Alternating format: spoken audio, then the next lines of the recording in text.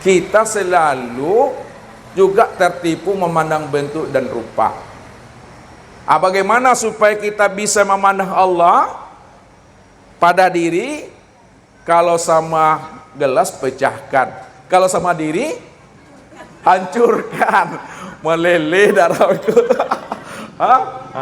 Lihat, maka gunakanlah bahasa yang paling tepat, cari ya kata yang paling pas untuk menghantarkannya. Kalau sama gelas itu dihancurkan atau pecahkan. Kalau pada diri difanakan. Itu bahasanya fana. Apanya yang difanakan? Fanakan wujudnya ke dalam wujudnya Allah, maka nyatalah wujudnya Allah semata-mata. Fanakan sifatnya ke dalam sifat Allah, maka nyatalah sifat Allah itu semata-mata. Kalaulah wujud dan sifat Bapak Ibu telah fana ke dalam wujud dan sifatnya Allah, maka ketika itulah nyatalah wujud dan sifat Allah itu semata-mata. Disitulah nyatanya Allah itu yang wujud secara mutlak itu Bapak Ibu. Itu ngaminya tuh, nyata Tuhan. Nah sekarang, kemana tempat memandang nyatanya Tuhan itu? Nah lihat, kalau Tuhan telah nyata, kemana tempat memandang nyatanya Tuhan? Memandang nyatanya Tuhan secara sempurna itu adalah kepada insan.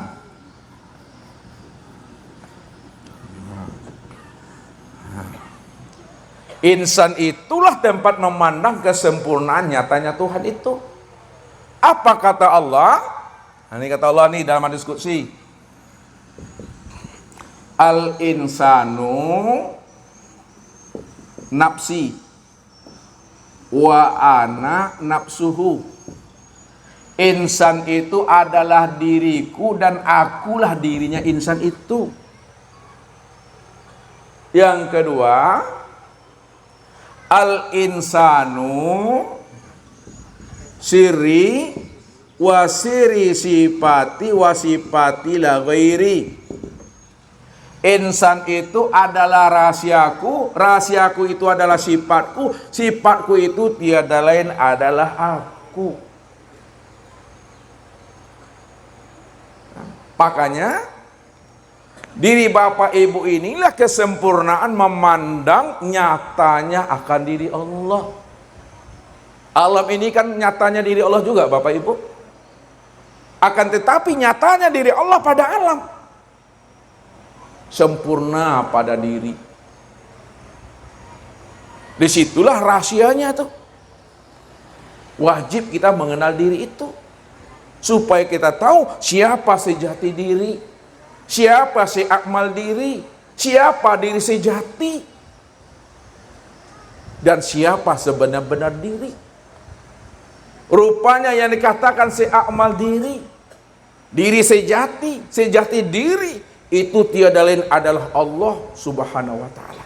Allah azza wa jalla. Dialah diri yang ahad itu. Dialah diri mutlak.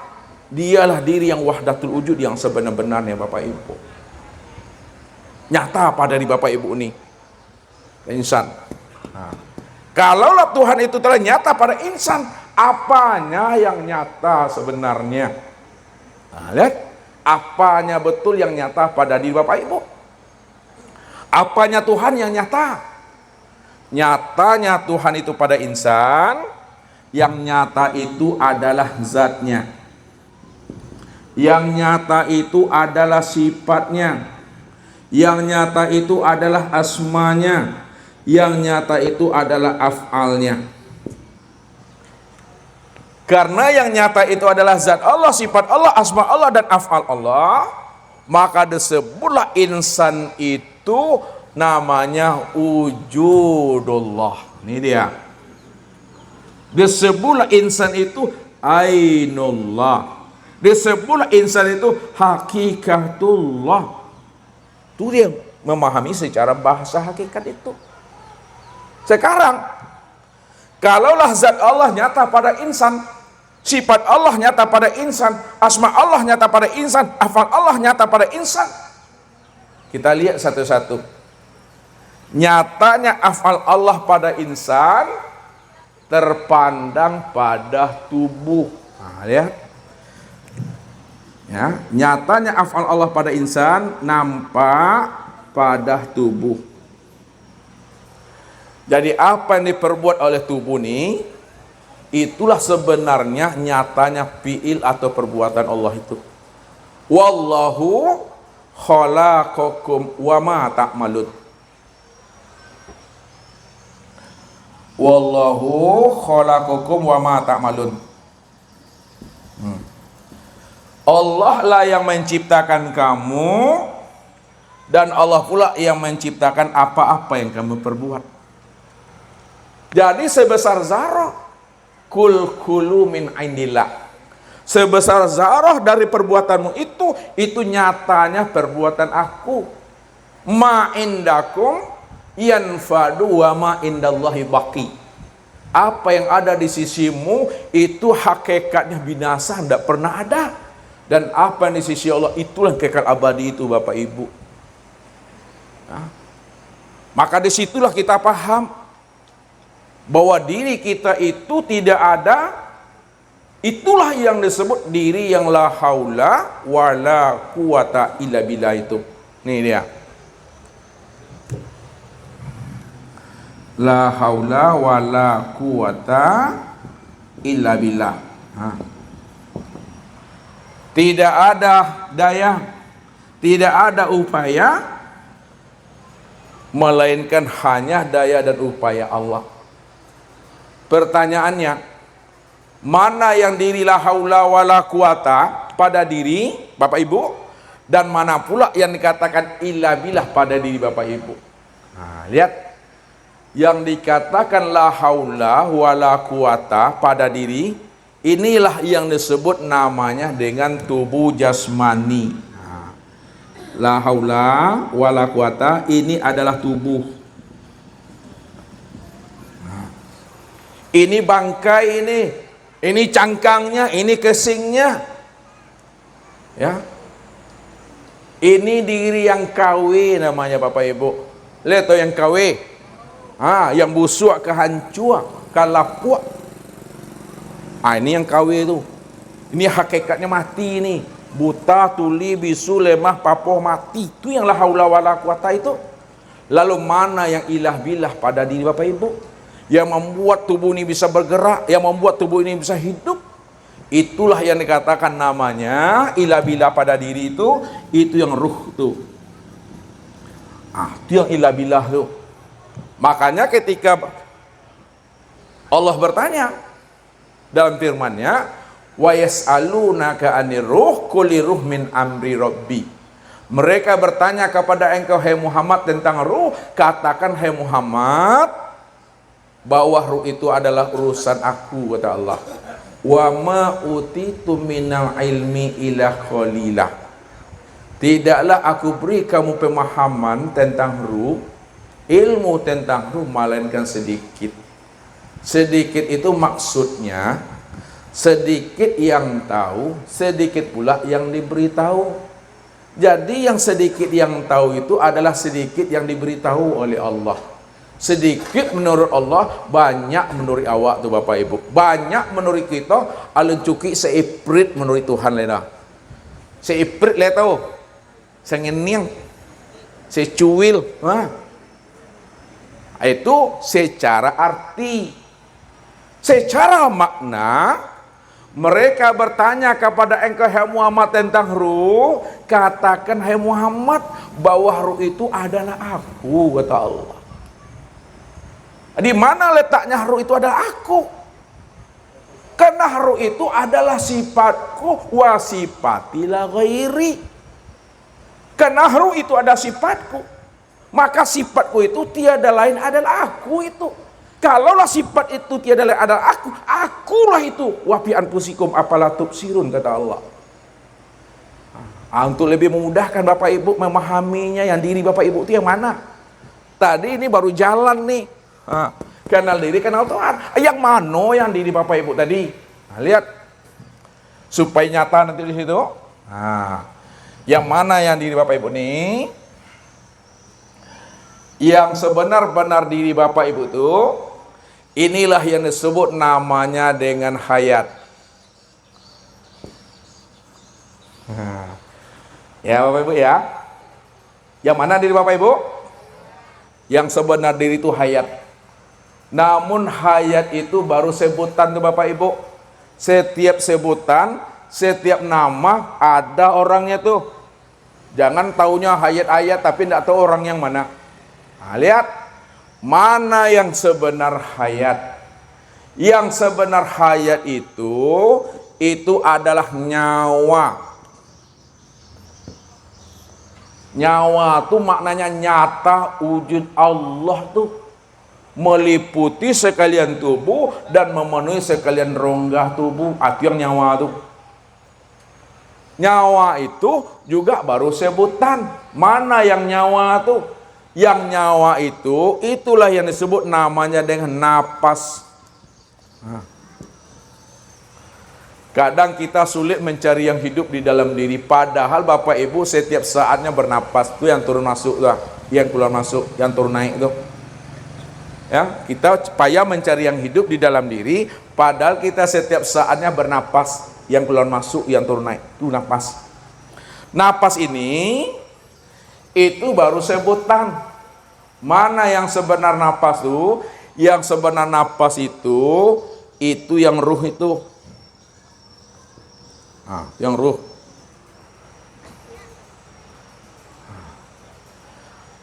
Ruh itu juga sebutan. Mana yang sebenar ruh? Yang sebenar ruh itu, itulah yang disebut namanya Nur Muhammad tuh.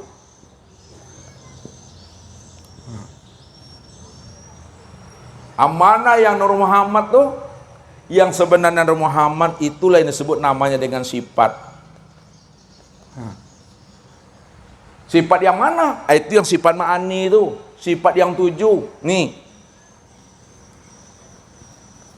Nah, sama basar, kalam, ilmu, kudorat, irodat, dan hayat. Nah, yang sebenarnya sifat tuh, ya, itu tiada lain adalah zat. Yang sebenar sifat itu adalah zat. Nih, zat. Nah, siapa yang sebenar zat? Yang sebenar zat itu adalah aku. Siapa aku tuh? Namanya itulah Allah. Innani anallah la ilaha illah ana. Sesungguhnya aku inilah Tuhan yang bernama Allah. Tidak ada yang nyata, tidak ada yang wujud. Melainkan yang nyata dan wujud itu adalah aku, kata Allah. Karena akulah yang awal, akhir, zahir dan batin. Awalnya aku, tidak ada ujungnya. Awalnya aku, tidak ada permulaannya. Akhirnya aku, tidak ada pangkal dan kesudahannya. Zahirnya aku, nyata pada segala yang wujud. Walaupun Allah tidak berbentuk dan tidak berupa, namun segala bentuk dan rupa itulah kezahiran nyatanya akan rupa wujud Allah itu yang semata-mata. Dan dialah yang batin. Walaupun Allah itu batin, namun batinnya tiada tersembunyi karena dia telah zahir pada segala yang ada ini. Maka Allah lah segala-galanya. Segala-galanya itulah nyatanya akan diri Allah itu. Tuh Bapak Ibu. Nah, rupanya yang sebenar diri itu tidak lain adalah Allah Azza wa Jalla. Ini yang sebenar-benar diri itu. Allah itu lain katakan namanya diri sejati. Allah itulah yang namanya sejati diri. Allah itulah yang katakan seakmal diri. Allah itulah yang katakan sebenar-benar diri. Kenapa dikatakan dia diri sejati, sejati diri? Kenapa dia dikatakan seakmal diri dan sebenar-benar diri? Karena dialah diri yang wujud secara mutlak. Dialah diri yang satu-satunya. Tidak ada diri yang lain selain daripada dirinya. Dialah diri yang ahad itu, Esa tunggal dan tiada berbilang itu. Maka disitulah nyatanya akan fiilnya tuh pada tubuh ini. Yang kedua, Kemana tempat memandang nyatanya asma Allah pada insan? Tempat memandang nyatanya asma Allah pada insan, itulah pada hati. Hati inilah tempat memandang asma Allah itu, Bapak Ibu. Oleh karena itu, bagaimana Bapak Ibu bisa memandang asma Allah, nyatanya Allah? Lenyapkan sekalian alam dan hapuskan sekalian diri dalam pandangan hati. Kalau sudah lenyap sekalian alam dan sudah hapus sekalian diri dalam pandangan hati, maka ketika itu nyatalah Allah yang wujud senyata-nyatanya pada alam dan pada diri. Disitulah kita memandang akan asma Allah itu yang sebenar-benarnya. Karena diri Bapak Ibu ini adalah rahasia Allah, maka nama daripada diri Bapak Ibu itulah yang dikatakan nama rahasia diri Allah yang sesungguhnya. Jadi tak payah Bapak Ibu mencari nama Allah yang ke-100 tuh. Nama diri Allah yang ke-100 itulah sebutannya insan, tapi nama daripada insan itu juga nama rahasia diri Allah yang ke-101 itu yang sebenarnya. Tuh. Yang ketiga, kemana tempat memandang sifat Allah? Tempat memandang sifat Allah pada insan itulah nyata pada ruh. Ini yang saya bilang tadi. Siapa ruh itu? Ruh itu tiada lain adalah aku, kata Allah. Sedangkan tempat memandang zat Allah pada insan, inilah dia sebut nama dengan sir. Sir itu apa artinya Bapak Ibu? Sir itu maknanya rahasia. Rahasia. Sir itu maknanya rahasia. Lalu dalam pemahaman kajian ilmu mengenal Allah, rahasia itu disingkat namanya dengan rasa. Jadi rahasia itu disingkat namanya dengan rasa. Apa itu rasa? Rasa itu maksudnya Rasul Allah. Makanya Allah bilang, wa'lamu anna fikum Rasulullah.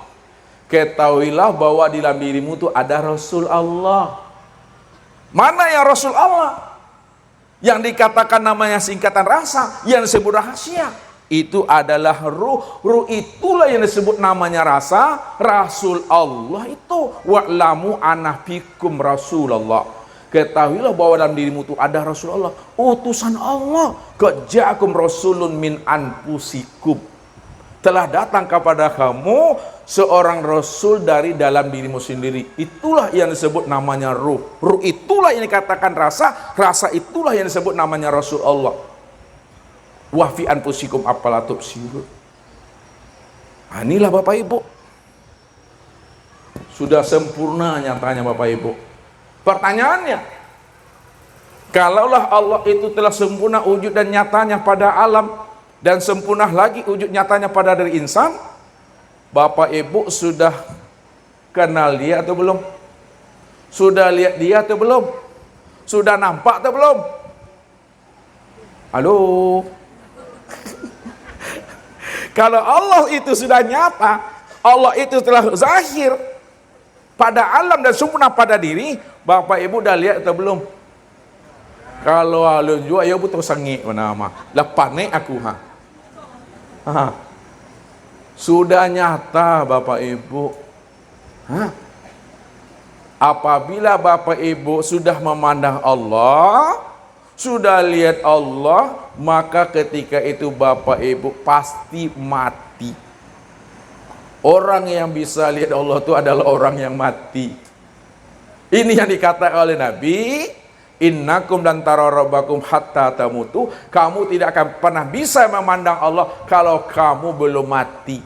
Maka matikalah dirimu sebelum ajalmu sampai. Mutu qabla anta mutu. Matikan dirimu sebelum ajalmu datang itu. Ini yang dikatakan mati di dalam hidup, mati sebelum datangnya Israel, mati sebelum habisnya usia umur. Jadi mati itu ada dua Bapak Ibu. Ada mati secara syariat, ada mati secara hakikat.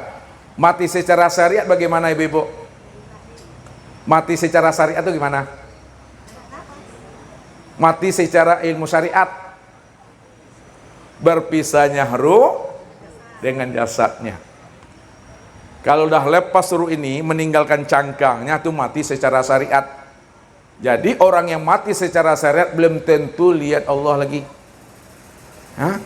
Orang yang lihat Allah itu sebelum mati secara syariat, dia telah mati secara hakikat. Mati secara makna hakikat, mati keakuan dirinya yang merasa dirinya itu ada. Ini Allah katakan, bila engkau adalah engkau, maka engkau tak kenal aku. Bila engkau bukanlah engkau, engkau pasti kenal aku. Maksudnya, bila engkau adalah engkau, engkau tak kenal aku. Apabila engkau merasa yang wujud, engkau yang merasa sama basar kalam, engkau yang merasa ilmu kuda iradat dan hayat, maka ketika itu engkau tak kenal aku. Karena yang sebenar wujud itu aku. Yang sebenar sama basar itu aku. Yang sebenar ilmu kuda iradat dan hayat itu aku, kata Allah. Oleh karena itu, wajib kita keluar dari kita masing-masing. Kalau lain mua bapak ibu berhenti jadi orang alai bisa mengenal Tuhan rumah. Lain mua berhenti jadi orang. Paham masalah satu? Maukah bapak ibu berhenti jadi orang? Nggak bisa. Maksud Ustaz, apabila ibu-ibu tidak lagi mengaku dirinya itu yang wujud dan bersifat, selama itulah ibu-ibu bisa mengenal Tuhan, karena yang sebenar wujud dan yang bersifat itu hanyalah Allah semata-mata. Nah, begitulah hubungan kita dengan Allah itu, jauh yang tiada berantara, dekat yang tiada bersentuhan.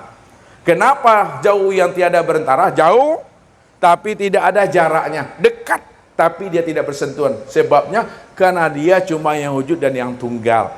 Ya? Kalau dia cuma yang wujud dan yang tunggal, maka kewujudan Allah tidak lagi ditutupi, dibatasi oleh ruang, waktu, dan tempat. Disitulah letaknya. Ala innahu bikulli syai'in muhin. Ini penutup. Apa kata Allah? Ala innahu bikulli syai'in muhin.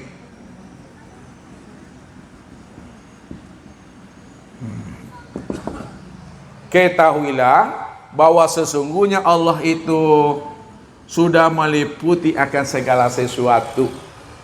Allah sudah meliputi akan segala sesuatu, karena segala sesuatu itulah nyatanya akan dirinya.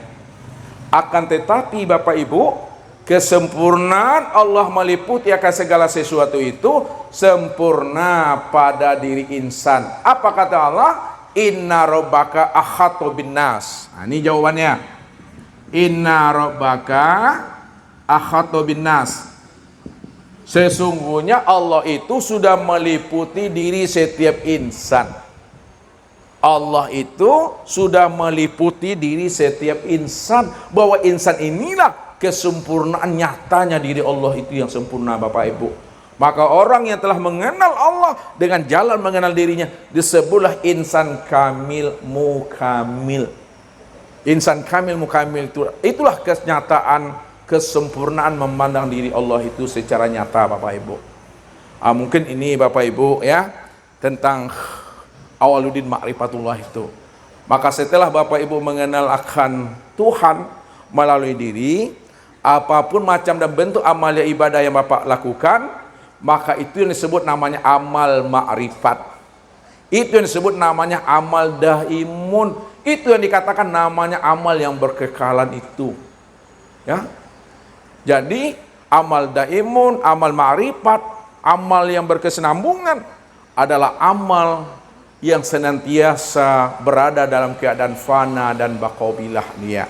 Tidak ada lagi dirinya sana, yang ada hanya Allah. Oleh karena itu, kesempurnaan ma'rifat itu, itulah duduknya pada diam itu, Bapak Ibu. Jangan menyebut-nyebut juga lagi. Ya, nanti Bapak Ibu keluar dari sini diam-diam sajalah, Bapak Ibu. Maknanya apa? Diam itu bukan tidak berkata. Nanti pulang dari sini ngaji, disuruh sama suami buat kopi, diam aja. Ini awak ini udah marifat nih bang ya.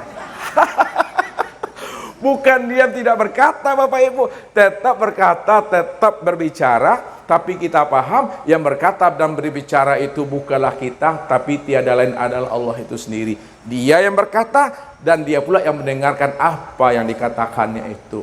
Jadi sholat itu disitulah maknanya menikmati. Nggak ada takbirnya tiga kali Allah, nggak lo jadi dah Allah, andaknya putih dah sekali senya Bapak Ibu. Itu mesti dipahami ya. Jadi tidak ada angkat takbir itu 3 kali atau berkali-kali, sekali saja, itulah menikmati. Oleh karena itu caranya, bagaimana cara pengamalannya? Ini yang berdiri tegak betul tuh, nih berdiri, ini berdiri namanya. Yang tegak betul itu itikadnya, dia sudah mengenal dan memahami yang berdiri itu tidak lain adalah dia. Kif ya Muhammad, ana rabbaka usolli. Berhenti engkau yang mengatakan engkau yang berdiri, engkau yang ruku, engkau yang sujud, engkau yang duduk, Muhammad, akulah Rabbmu usolli wa ani'buduni hajar siratal mustaqim. Akulah yang menyembah dan memuji akan diriku sendiri. Pada saat itu mulut membaca surat, telinga mendengarkan bacaan surat, akal pikir mengawasi apa yang dibaca oleh mulut dan apa yang didengarkan oleh telinga dan apa yang diperbuat oleh anggota tubuh, mulai dari takbiratul ihram sampai salam. Sedangkan hadap dada ke kiblat, hadap hati sudah menyaksikan Allah sempurna pada diri, rasa menikmati. Itulah kesempurnaan sholat itu. Itulah makna ingat itu yang sebenar-benar ingat itu. Jadi makna ingat itu sadar sesadar-sadarnya bahwa diri inilah nyatanya diri Allah itu. Wallahu nafsiun wa ana nafsu wujudahu. Allah itulah diriku, diriku inilah nyatanya akan diri Allah itu. Tapi kuncinya Bapak Ibu, jangan ngaku-ngaku Tuhan. Jangan ingin jadi Tuhan, jangan pula ingin merampok hak Tuhan.